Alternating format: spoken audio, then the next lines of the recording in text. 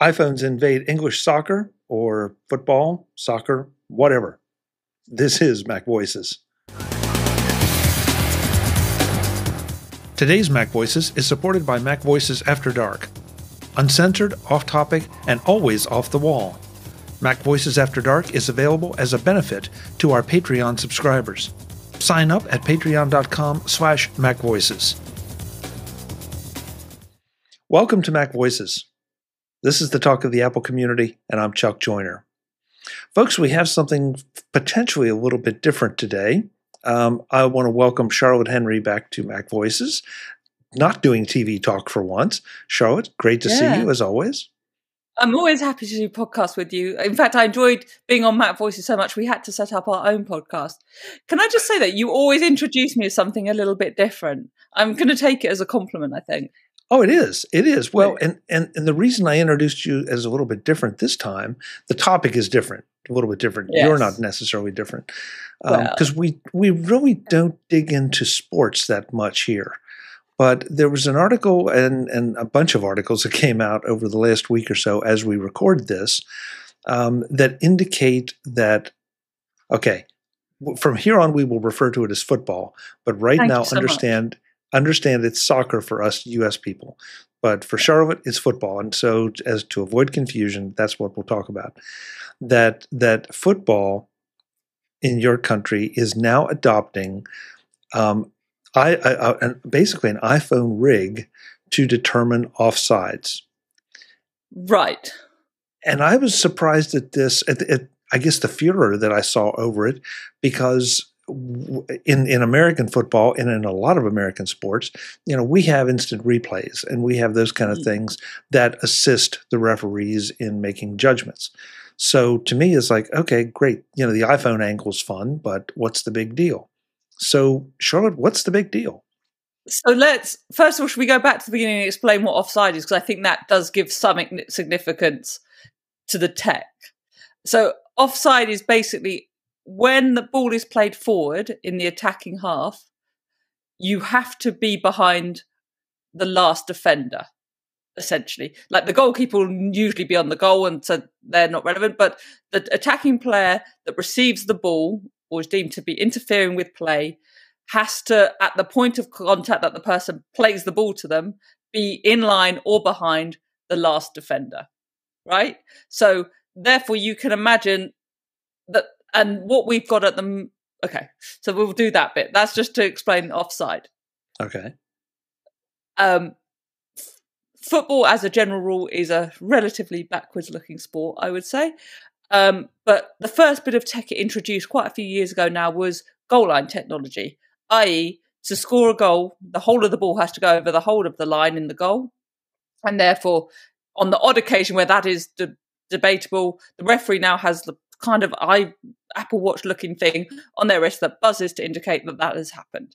That was fairly uncontroversial. What has become controversial was a couple of years ago, they introduced video assistant referees, VAR, to adjudicate on a variety of things, including offside. And this led to goals that were really, really, really close. We're literally talking the attacker's toe being slightly ahead of the defender's toe, being ruled out by two lots of lines being drawn on a screen away from the game. And this, as you can imagine, really annoyed fans, took a long time and became really controversial. And so that's where we've started. They've adapted it each season to try and make it a bit better, but basically those kind of decisions still happen and they take a long time and people don't like them. There was a few sort of really big moments for me where I got really fed up with this. And a big thing that has happened is, as fans, football is not a high-scoring game, right, generally. And so those moments of goals are a really big moment as a fan. But the sort of joy was being taken out of them by VAR in general and offside in particular. Fine. To try and improve things a little bit, the English game is at some point going to introduce semi-automated offside, i.e. it happens a bit quicker. There's technology that's trying to judge where everyone is on the pitch to see if the right player is offside or onside. And as you hinted at, this is going to use iPhones, which I found kind of fascinating. And to dig into the technical part a little bit, as I understand it, it's the iPhone's capability of doing this incredibly high frame rate, or essentially a frame rate. I mean, most of us are just used to, 60 or 30 frames per second, 29.5 frames per second, the whole way up to 60. But the iPhone apparently is capable of much, much more. And that's the key reason that iPhones are being pressed into service in this fashion. Yeah, I'm really pleased you brought this up, because this has been a slightly pet peeve of mine as I've turned against this, which is, so I actually did some research before I came on this show. And apparently the cameras being used are 50 frames a second, which is, pretty good. But maybe not even good enough for the tightest of tight decisions. Like, it's pretty good, but I still don't know if that's high enough. And yes, you're right, the iPhones obviously give some boost.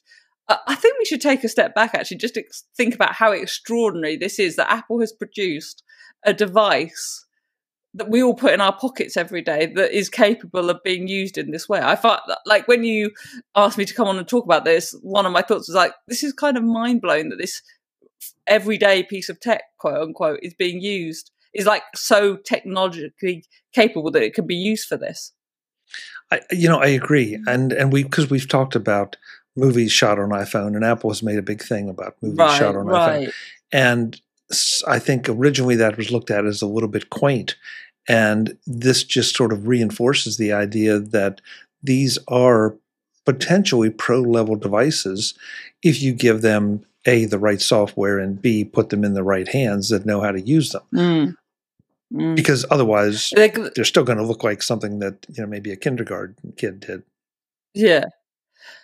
They're apparently going to use, I think it's the 15 Pro is going to be the main device that's used for this. Yeah. So that, look, it's great for Apple. It's great publicity. It goes into a discussion we've had plenty of times on TV Plus talk about sports and Apple. But as a fan, is this a thumbs up? Is this a thumbs down? Are you more of a traditionalist and I know you just said you got frustrated with some of it, but I thought I also heard you say that the VAR stuff was bothering you a little bit. So where do you stand? Yeah, it's become a really contentious issue for lots of different reasons that are not really appropriate to moan about on this show. But the big thing that is appropriate for this show is the time a lot of decisions have taken. I've sat in stadiums where it's taken 3, 4, 5 minutes to try and discern where someone's toe is in relation to their opponent's toe. And so one of the things that semi-automated offside is meant to do is make all that quicker.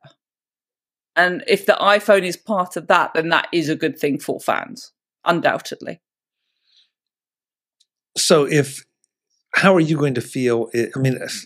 We don't know how this is going to be presented to the audience because we haven't seen it yet. I would like to think that similar to American football, some of the replay video will be shown to the public. Is that the way you think it would work in your football? No, it doesn't work like that. This is one of the big issues. You actually know more about what's going on if you're with all these type of VAR decisions, including offside, if you're watching a game on television than if you're in the stadium. It's very badly communicated. For various reasons, they don't show the decision, the process of showing the decision, of making the decision on the big screens in stadiums. That doesn't happen. You do often see the final decision, but you don't, they don't show a lot of that stuff on TV. I think some of that is about not wanting to rile a crowd up. And there's all sorts of reasons they don't do that. So you do not see that decision-making process. I watch a lot of American sports, as you know, and in American sport, it is much better communicated than it is in football in the UK and, most football around the world. So at the end of the day, is this a good thing? If it makes it quicker, they're not going to scrap using video assistants in football anymore. It's not going to happen. And so if the use of this new updated system makes it quicker makes the game quicker for fans, then yes, it is absolutely a good thing. I've sort of got to the point where I want the whole lot scrapped, but maybe one of the things I would keep is semi-automated offside. So I think probably this and the use, and if they're using iPhones to make it cheaper and more effective and quicker, then that is a good thing. That's interesting to hear you say that you'd scrap everything else except this, especially since we haven't seen it in action yet. Yeah, well, we've seen the old version of Offside in action. Okay. And if this is going to be quicker, then that's good. The things I'm talking about scrapping is a lot of... There was a point in football where the video replays were sort of being used to almost re-referee the game and incidents afterwards. So you'd go back 2 or 3 phases of play to find out if someone handballed it before a goal went in, to triple check what was a foul. And that's never how football has been. I mean, there's a certain irony of this, that we all used to spend our times complaining about referees making mistakes, and now they're relitigating it and using technology to do something. We don't like that either. But that's a whole different conversation for a different show.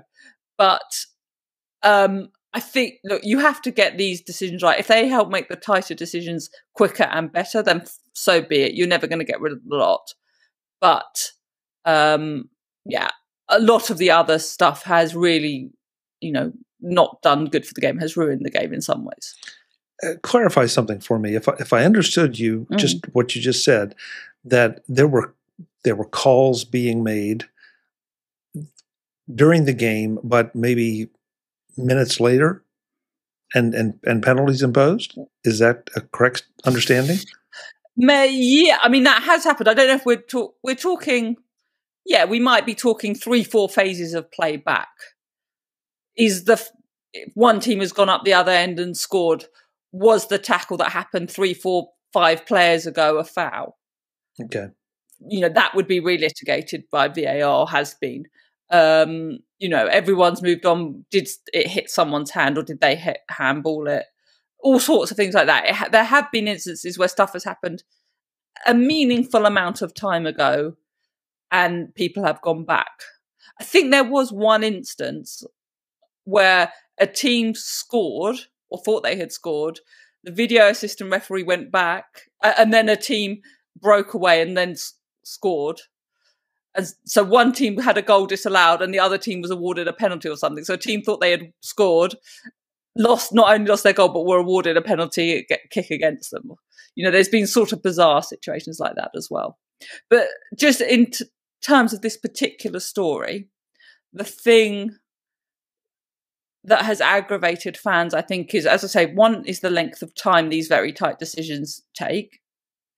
And 2, there is a sense you almost can't celebrate a goal or enjoy your team scoring, because what's going to happen is someone in front of multiple TV screens is going to go backwards, draw a line to see where someone's toenail was.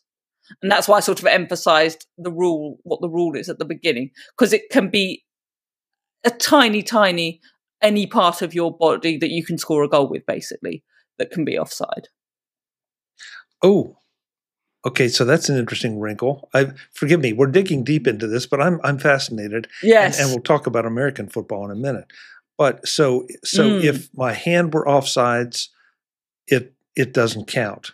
But if my toe is, no, your hand and arm you should let that go. It's sort of your shoulders and anything that could score a goal, basically. There were some instances a couple of years ago where someone had a goal disallowed because they pointed forward where they wanted the ball, and that was offside. And therefore they did have the goal disallowed, and that got scrapped because it was ridiculous. Oh, yeah. So it's basically any part of your body that you can score with. So your head, your chest, and obviously any part of your leg, those kind of things. I'm asking for the clarifications because in American football, at least, and somebody will correct me if it's ever been done, but in American football, they call the foul, we go through the instant replay. Sometimes there's a little bit of a delay, but more often than not, They make the decision reasonably quickly, and then you move on with the game. And so that play is done, and from that point on, it's immutable.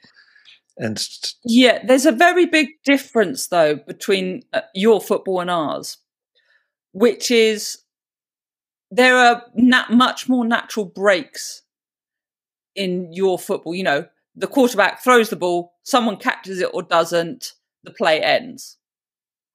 Whereas that's not the same in football, where lots of people are passing to each other, the ball keeps moving forward and back, and there's tackles and shots at goal and whatever else. The breaks in play are not the same. So, for example, also in cricket, the iPhone system from the company, I think it's called Genius Sports or something, that system is replacing another system called Hawkeye, which has been used in cricket for many years.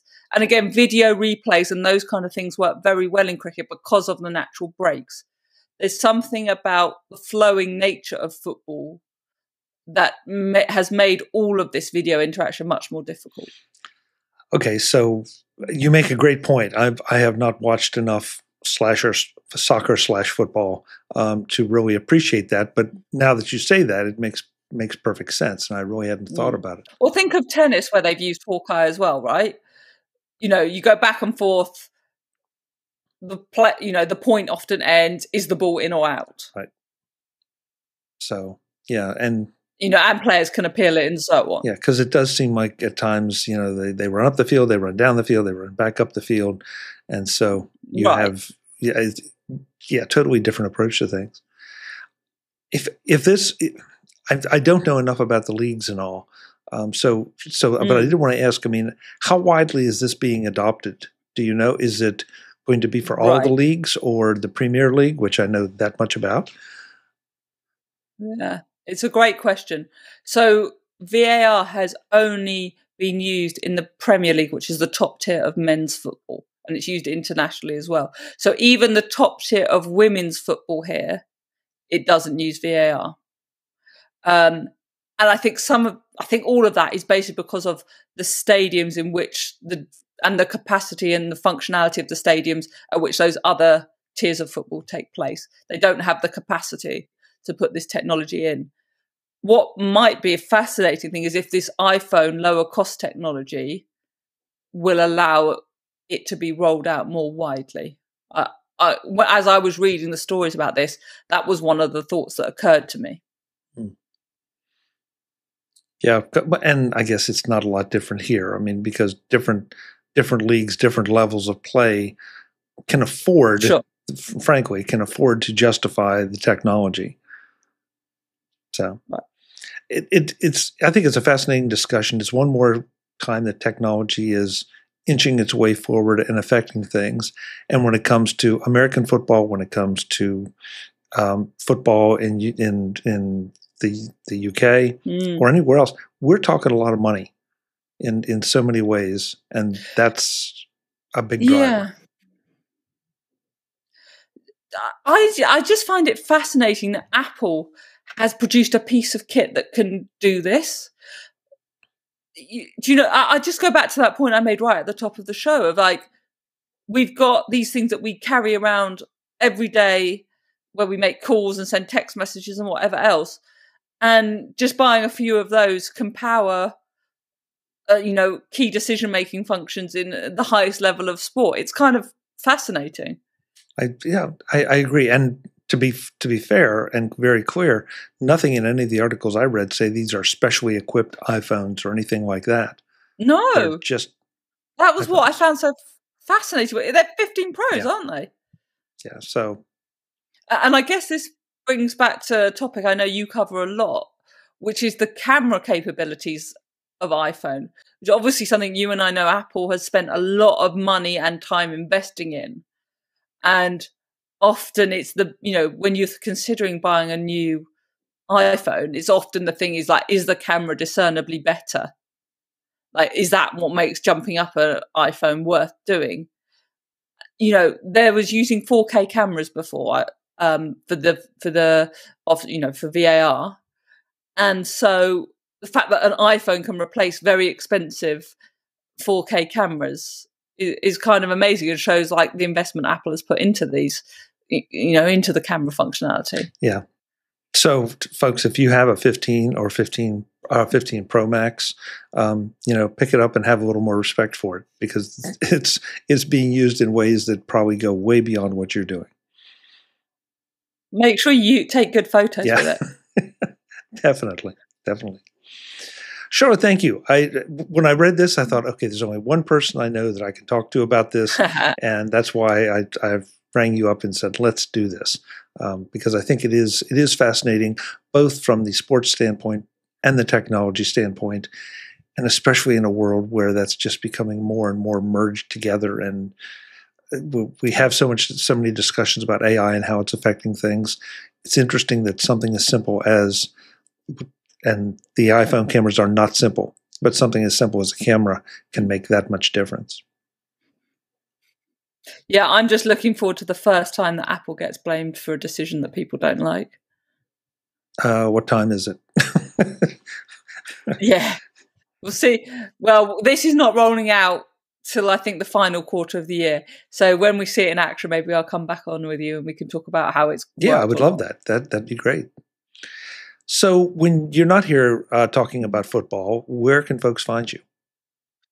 Well, often talk about football in other places, but obviously I run The Edition, which is blog, award-winning newsletter, podcast over at theedition.net, and I would love you to subscribe there. Chuck and I also talk about Apple TV Plus quite, fairly frequently, once a month, maybe more. So come, but we both put that out on both our YouTube channels. So I hope you obviously subscribe to Chuck's YouTube channel. I hope you will subscribe to mine as well. Absolutely. And I would encourage you to both subscribe to Charlotte's, but also to check out the Edition newsletter. It's really, really, it covers a lot of really, really important things, not just tech. And that's what I appreciate about it. Media tech crossover. Yes, exactly. Charlotte, I will see you again soon for TV Plus Talk, or who knows, we may talk golf next time. I'm furious at you. Don't even get me started. Now you can't tease people. You got to tell them why. Otherwise, they wonder, why is she here? Well, Chuck, as many long-term listeners and viewers will know, is a huge golf fan. I've just obviously, because you and I get to chat quite frequently, we've discussed this topic, and lo and behold, I took a golf lesson, and I'm fairly sure this new expensive and time-consuming habit is your fault. You're welcome. Folks, I'm Chuck Joyner. This is Mac Voices. I hope you enjoyed this. We'll be back with more soon. Thanks for watching. Visit MacVoices.com for show notes and to connect with Chuck on social media. Get involved in our Facebook group or like our Facebook page, and get more out of your Apple tech with Mac Voices Magazine, free on Flipboard and on the web. And if you find value in it all, consider supporting us through either our Patreon campaign at patreon.com/MacVoices, or by making a one-time donation via the PayPal link on our front page and in the show notes of each episode. You will join these fine people who help bring you Mac Voices.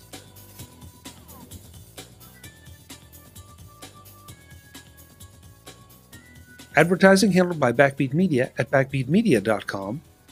Bandwidth provided by CashFly at cashfly.com.